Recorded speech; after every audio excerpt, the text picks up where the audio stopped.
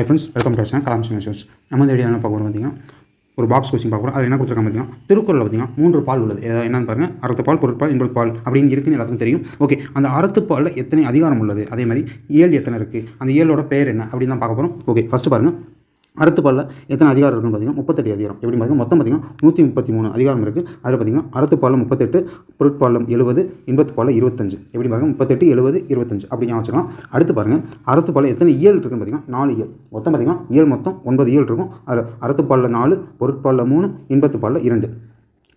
4, 3, 2 அதை ஞாபகம் வச்சுக்கோங்க. அடுத்து பார்த்தீங்கன்னா இயலோட பேர் என்னென்ன இயல் இருக்குன்னு பார்த்தீங்கன்னா, ஃபஸ்ட்டு 4 இயல் இருக்குது பார்த்தீங்கன்னா அறத்துப்பாலில். அது என்னென்னு பார்த்தோம்னா, ஃபஸ்ட்டு பாயிரவியல், இல்லறவியல், துறவியல் மற்றும் ஊழியல். எப்படி பாருங்கள், பாயிரம், இல்லறம், துறவரம், ஊழியல். எப்படிங்க, பாயிரவியல், இல்லறவியல், துறவியல், ஊழியல் ஞாபகம் வச்சுக்கோங்க. அடுத்து பாருங்கள், பொருட்பாலில் அரசியல், அமைச்சியல், ஒளியியல். அரசியல், அமைச்சியல், ஒளியியல். அடுத்து இன்பத்துப்பாலில் பார்த்தீங்கன்னா கலவியல்,